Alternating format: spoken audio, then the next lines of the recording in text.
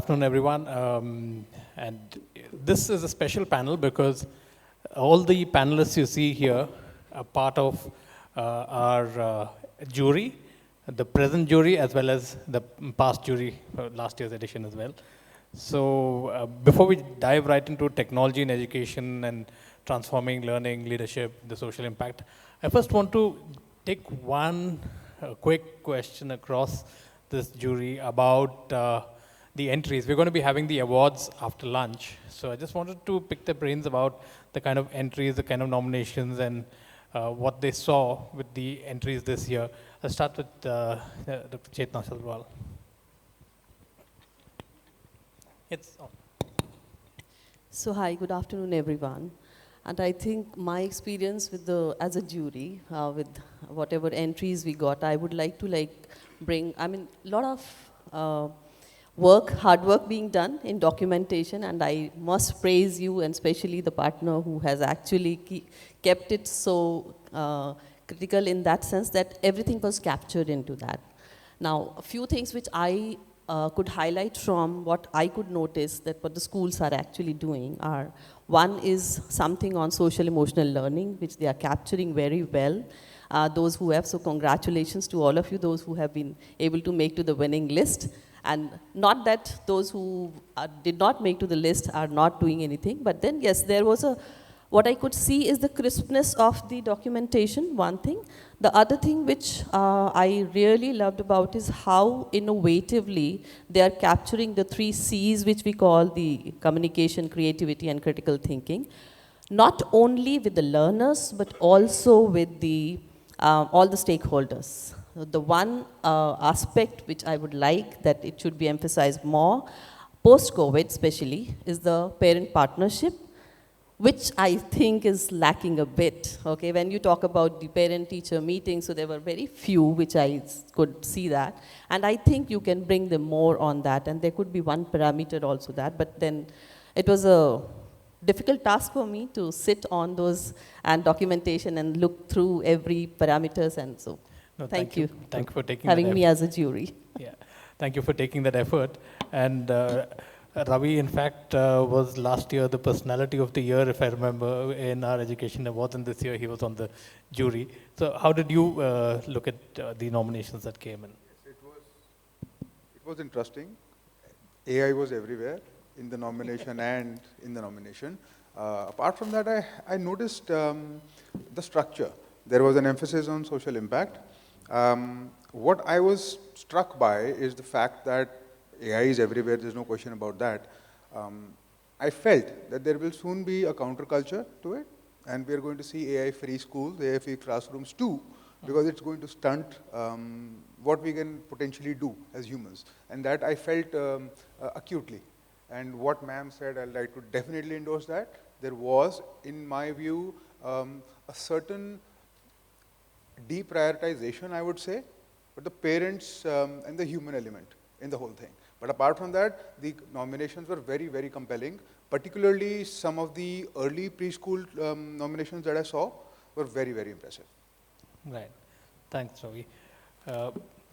Amitabh, some of you may know, he is the founder for Yuva Unstoppable. So I'm going to take the social impact question to him because he is reaching out to a lot of underprivileged children.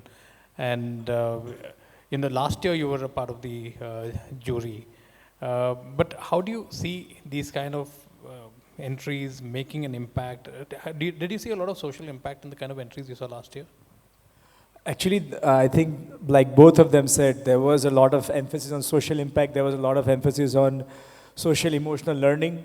I'm just happy that maybe I think next year they might even have the jury be AI.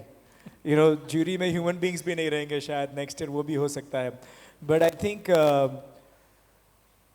AI or any technology is how you use it. If you use it for the right things, if you use it for education, health, nutrition to improve things in the right way, then it can be very useful. But if you use it maybe just to watch reels or watch movies all day long and waste your time, then it's not really going to be that productive. So I was very impressed last year, and I'm also equally impressed with whatever I've heard of the entries from this year. But Viksit Bharat 2047, I think if we use AI right, it could be 2037. Yeah, and you made a very important point of this could be an AI panel itself. I think, Anshul, I think we all have a task cut out for us of trying to make human intelligence still relevant when it comes to these kind of awards, and of course, which is why we're talking about education being relevant. What was your take on the kind of entries that we got this year? Well, Roshun, the technology part to me was the most interesting. And we were just kidding about next session could be all AI bots.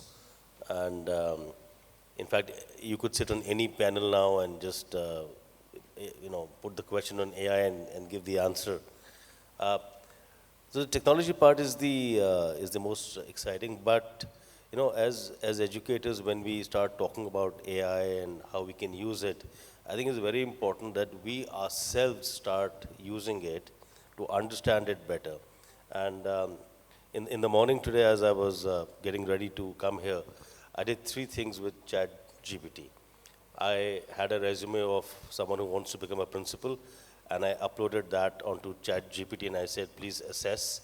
And it had amazing, it's still very, very basic, by the way, this technology. One can imagine where it'll be, in a few months or a year.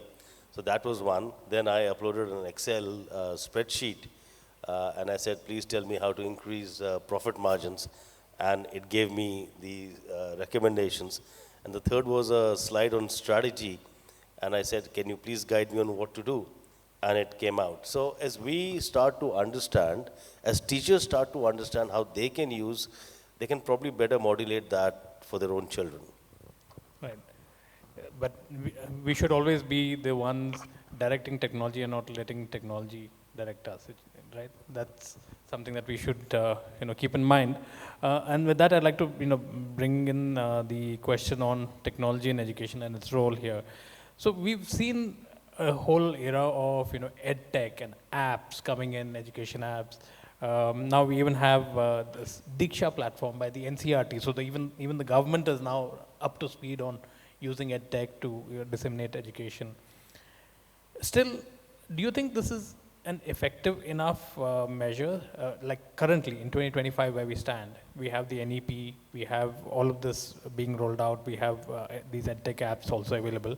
But is the digital divide being addressed? You can start with you. Yeah, I think that's a wonderful question because we are sitting, when I was looking at the report, so we have 1.5 million schools here, and digital divide is real in that sense that when you are going to the interiors of India, you hardly see any device. Forget about the AI part. There are no tools also, or maybe a pad available to them, or the internet. So coming to that, but then I think the government efforts are into the right direction, I would say, because if you talk about the 7 pillars of AI, which is, I think as educators or as technologists, or you should all go to that. It's called India AI, which is 7 pillars of AI, and how it is going to integrate every aspect of technology, industry, academia, into a seamless forum, I would say. So when it comes to Diksha or maybe Swayam, which is a platform, and I kind of reinforce here or reiterate here that all of you should at least go and check that these 2 platforms, other than the private which are available. Now the point here is that if I'm enabling a teacher or the management or the school leaders, then only it will kind of percolate down to these students and not otherwise. Students are definitely digital natives, I would say, and they are good with Instagram and Snapchat and everything. But in this room, we are not talking about the ethics and policies around AI, first of all. So with NEP, I think we have the digital framework ready. So first we need to have the AI policy, then do the need analysis for it that, okay, what you need to bring into. So not every tool has to be there. It just pick up one tool and then let's get into the inside of it, and then you see, do an audit also with that, okay, whether it is applicable or not. And then, of course, when we have Yuva sitting here, so private-public partnership should be there to get that done, especially for Diksha when you're talking about. The benefit which I see of that platform or any platform which is coming through the government is the capability of that platform as a regional language change. So it's not just in English or in Hindi. It could be in Marathi. I don't know how many of you know about the Bhashini, and you should try it out. The text-to-speech function, I mean, it's just launched, still in the beta phase. But then it is a wonderful tool for students to see. So even if I am Khanmigo, I can actually get it translated into my own language and understand that how it will work. So that could be, you have to make efforts to bring all the stakeholders together to do that. So that would be my take on it. Thank you. And that ties in very well with the NEP as well, where the first 5 years of education, they recommend it be in your mother tongue. So this is one tool that can help transform any kind of learning material into the and mother tongue. just to add one more point, NEP 2020 is kind of a framework for us, but the long road is till 2040. So that's what we are going to achieve through this, and that's why I think these forums and the conversations like this actually make a difference, that maybe if you are taking one point from here and implementing into your school or into your forum, so that's done. I think good job done from us. Thank you. Ravi has to ask you, in the previous panel also spoke about it, and in the first panel also we spoke about it. Skilling here, I mean, with the rapid change in technology, AI has come in now, every day there's something new. Teachers actually have to keep up, because it's probably the student coming into the classroom already knows more than the teacher, because AI has told them what their entire day's lesson plan is and what they're supposed to learn. So they the teacher here needs to be reskilled, or probably the teacher needs to become more of a guide rather than an instructor. So how do you think we should go about changing the way teachers approach the pedagogy? That's a great question, because I think when you have a tool or a technology as powerful as AI, percolating, by the way, at a speed much faster than the NEP can cover, because I don't think the NEP had any inkling of what it was going to be hit by. The teacher will become a system builder. The teacher will have to become an innovator. The teacher will have to do metacognitive thinking about how to teach their students to create structures. For instance, you asked me a question. There had a certain parts, there are certain sections to it. I had to sort of structure my answer so that I can answer it and give you the context. This structuring, and if I can put an abstraction and I can give to AI, that now will be the skill that is required by the teacher. Number two, we will see hyper-personalization of education. We will see that education so far, you see what EdTech has done, and that's what you started off with, asking ma'am, and she very nicely elaborated on what it has done. First, it democratized information. Information is now available. Go consume, right? YouTube did that even more, and then it's amplified exponentially. Now what you have is something more. Now what you have is something powerful.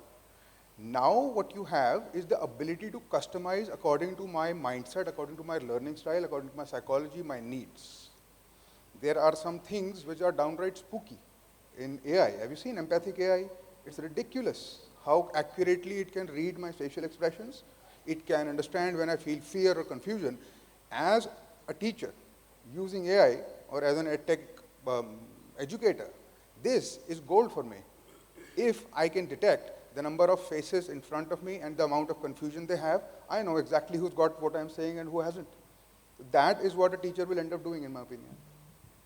Right. Amitabh, how do you see, at least in your line of work, the impact of technology enabling your... No, absolutely. I would like to actually give one powerful example of a powerful lady in Financial Express and how we were able to mobilize EdTech across the country through that. So with Financial Express, our NGO Yuva runs a program where we take billionaires and leaders to municipal schools so that the boardroom lessons can be given to government school children. We have taken people like Nikhil Kamath, Shibulal, and Kiran Majumdar Shaw, and many others like that to interact with the kids. The first one we did was in Bangalore with Kiran Shaw. She came and she looked at our EdTech platform. She spoke to the children.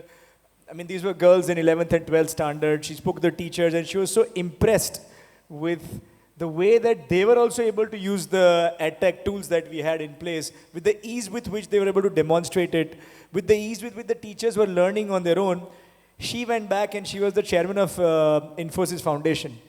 She went back and told them, you must come and look at the edtech transformation that Yuva is bringing in. We've got about 7,000 schools now across 25 states, apart from the hundreds of skilling centers that we have where we use our edtech. And the learning outcomes have gone up almost 4 times in maths and science. Once she told that, friends, I'm happy to share now, we have signed more than 100 crores worth of support from Infosys Foundation for our skilling projects, for our edtech in schools, and for agroforestry. So in my line of work, while we are seeing that with NEP and government push, the skilling and the education the government is doing a lot of work to upgrade the infrastructure, to upgrade the teachers' trainings and stuff. But I think there's still a huge scope.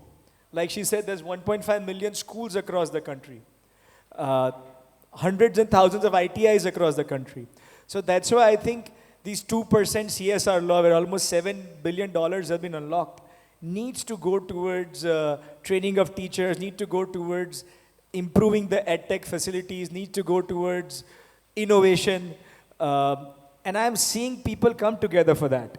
Now the conversations, I just came back a couple of days, 4 days ago from San Francisco.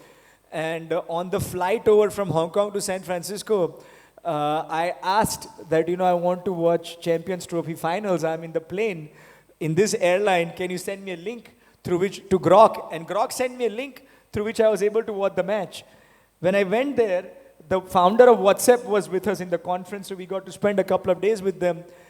And we spoke about how WhatsApp is revolutionizing education for teachers across the country as well. In all of our Anganwadis, which we transform, every morning the teachers get their learning materials on it. We get, feedback from the teachers, and we upgrade the learning material as well.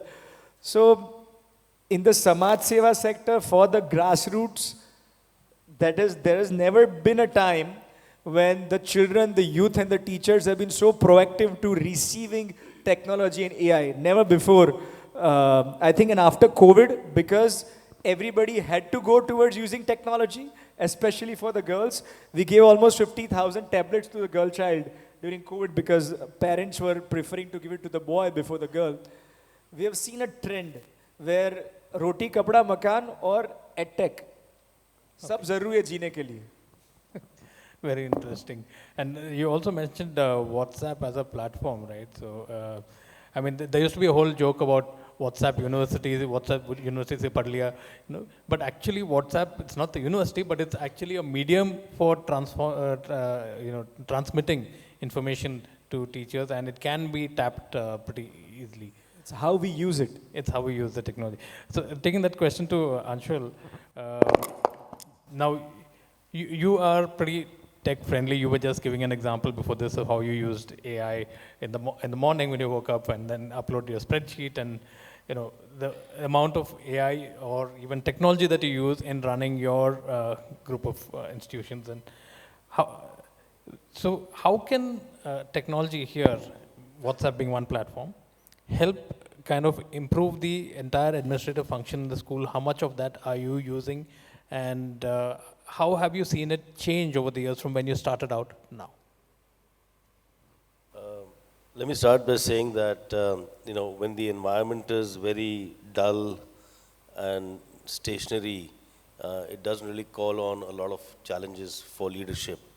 But now in education, in the last, I would say, 15, 20 years, things have gone from being dull to very dynamic, and the rate of pace, the acceleration of that, dynamic environment is ever increasing. So it calls for the leadership to take risks, calculated risks. You can't be mitigating risks away, you got to manage them. And what we have done, in that direction is that in the last, I would say, 4 to 5 years, digitized a lot of academic and non-academic administrative processes. We've become a real data-oriented organization. We are still on that path. We are also exploring, because it's a time to experiment. We are exploring the use of bots to analyze a lot of data, especially academic data that comes out. You know, for example, the performance of a particular child against the class or over time in a subject, collate that to the teacher performance, collate that to learning outcomes, collate that to what's not working. You can actually, you know, over a period of 14 years, and now we have the technology, and it's only going to get better. You could actually figure out over 14 years, let's say a subject like maths, you know, where the kid started to fall behind and where was the problem. And that normally happens is that, like, most children have fear of math, and that fear of math actually comes from in classes 6 to 8th. By 8th, it's pretty pronounced. 9th and 10th, they're somehow catching up, give the boards, drop the subject. That's a typical scenario. Happened in my house also. But suppose if you have this diagnostic tool to figure out on a continuous basis, you could actually lend support. So we're using a lot of that in academics. It's helping us with our marketing function. It's helping us become more efficient on the administrative function. But yes, it is a time when I would urge that every leader, you know, take the plunge and jump in. And it may not work initially, but eventually it will. Right. Thanks. In fact, you mentioned mathematics, and I'm also probably from that same old school. I dropped maths in 10th because I had a fear of mathematics. When actually one of the assessment things that I did after that in class 11 said I had good space relations and mathematical ability. And I was like, how did that happen? But I didn't like math, right? So that's something I think where technology can help. You know, the problem is actually for all educators, the problem is very simple, has always been very simple, even before the advent of this AI and technology. You take any subject, mostly, you know, the graph would look like it starts to, the difficulty levels goes up slowly, and after an inflection point, it starts to move up. Now, if at that inflection point, the child is not ready with the fundamentals and the subject becomes deeper, that's when they fall. And we all know this, but we are never able to address it in the early years. Right. I think the other point, and I'd like to take this to Dr. Chetna Sabharwal, is, and you had mentioned this earlier, well, on one side, he talked about the student and, you know, the skill sets, I mean, if she's not ready, and then dropping the subject. But on the other hand, you have the teacher also not being ready with the kind of change in technology that's happening right now. So at what point can technology really help in upgrading the skills of the teacher? There should be a constant assessment for teachers also, I'm assuming? Yeah, I think there are many, I think most of the teachers who would be using, and the schools are using some of the teacher assessment. But here what we are talking, when in terms of when we are talking about AI specifically, or technology as a broader term, I would say that, because it's just not, when you call about AI, so it's just not, we have moved from the Zoom to the ChatGPT, and ChatGPT is just the kind of a first step or the first mover advantage, but you will see other scopes also, like Gradoscope is there, where you can actually grade and assessment.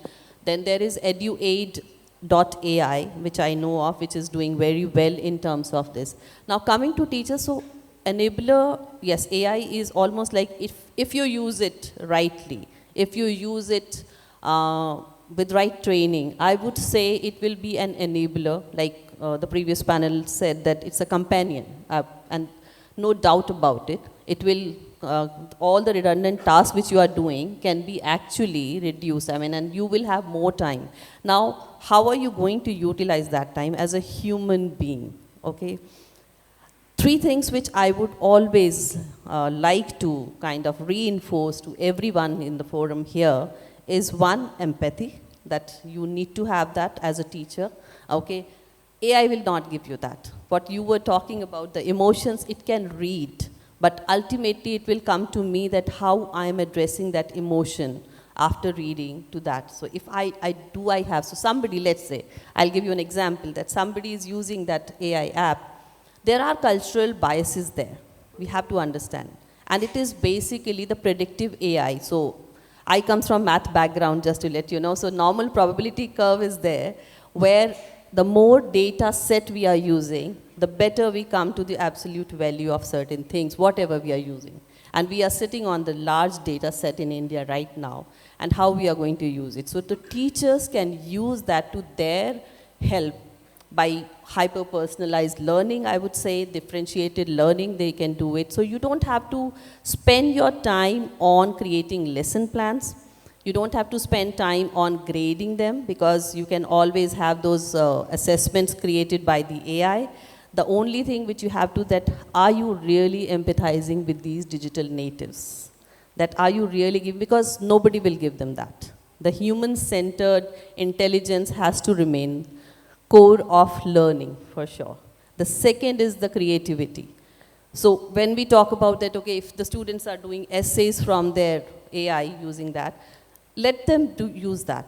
There's no problem with it, I would say that, because it is on the prompt which you are using into it. And each one of you, 100 people sitting here, how you use a prompt will make the answer different for you. And that's why, so there's something which I would like to mention here, that when AI ChatGPT came into being, a lot of universities started the prompt engineering courses. And within 6 months, those were vanished. Because it is the human intelligence which you are going to use to put the prompt right, that what am I deriving from the ChatGPT or Claude or any of the AI, this thing, right? For teachers, I would say we need to have the kind of framework. First the policy, the framework, and then the implementation, and regular audits for the teachers that, okay, are they really using? So when it is to maths or to English, each one of them can use in a different way. Like for English essays, when you're bringing, let the students do their homework, use ChatGPT or whichever forum they want to use, let them bring here. Let them sit on the table in a group and kind of create critical thinking for them. Yeah. Give them questions which they would use their metacognition and cognition for it. So I can go on and on, but let me just rest here for some time. Yeah, I think that's where the role of technology comes in creating experiential learning, and that's my, before we end the last question, I just want to take this to Ravi. The role of technology in creating experiential learning, especially when it comes to higher education and skill development. I think we have seen a lot of companies also have come up now where they are using virtual models and teaching skills and all of that. How much of that can be used to ensure that our current curriculum also remains relevant? And how often do we need to probably keep updating that? I think the current curriculum will by definition and by default become redundant, because knowledge, the way it is created and consumed, has now changed. So we're just going to have to deal with that. Second, like ma'am was mentioning, got me thinking, because you see, AI can't just be an enabler for me or for skills or for experiential learning. I need to be able to audit the responses that AI is giving. For instance, Mr. Pathak was just mentioning an example, and he was parsing somebody's CV onto AI. But have you ever seen an AI response which is telling you anything negative whatsoever? Will it ever tell you that this person is not a good fit? Will it ever tell you this is a bad idea, don't do that? It won't do that. What education, when you spoke of experiential learning, what role it will play, what the teacher is supposed to do, is to be highly critical and to have my critical thinking skills and my statistical analysis so sharp that I can pinpoint biases in AI. I can pinpoint where it may have missed something. I can pinpoint its assumptions, and I can make it, I'll have to literally force it to self-correct, to give me what I really want to hear. You know? So that is the challenge right now. And if we are going to change the curriculum, that is what we need to teach people. Okay. Quick thoughts from both Amitabh and then Anshul on... No, my friend here got me thinking about the biases of AI. So I always tell my wife there's only 21 hours in a day. So she says, why? I say 1.5 hours is for my meditation, gratitude, prayer, watching some positive podcast so that I can charge my mental batteries. The other 1.5 hours is to play tennis or gym or exercise or do something so I can charge my physical batteries. So friends, no matter what you do, I think it's very important to make sure your physical and your mental batteries are charged, and then you use AI in the right way for what you want it to be. It should be a very good slave, maybe it'll be a bad master. Ensure that we continue to be the masters of AI. Thank you. Anshul, your thoughts? Last words on AI? Yeah, AI and technology in general. Well, so, I'll just, if you don't mind, I'll share with them that you and I Yeah, sure. ride motorcycles. And on my DP, I've written, life is like a Spiti ride, enjoy it. And the reason I say that is because when you ride to Spiti, you start with tarmac roads, then you go into a little bit broken roads, then you go into off roads, then you go into no roads, and all that depends, that order depends on the month of the year. So same way, AI is also like, technology is like a Spiti ride. We don't know the answers. We don't know how things will be in 1 week, and imagine 10 years from now. So enjoy it, enjoy the ride, it's here to be.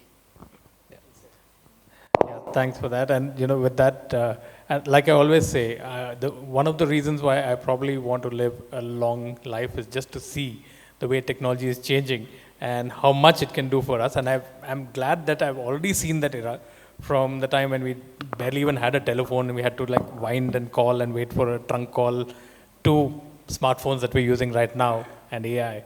And the way the education system itself has changed. When I had to do my thesis and all, I had to go to the library and take books and write it down and then submit the report. Now it can be done in 10 minutes. So that's how things are changing. Thank you so much, all of you, for being part of the jury and evaluating what work our educationists are doing, and of course for this insightful discussion on the role of technology in education. Thank you so much, everyone. Thank you.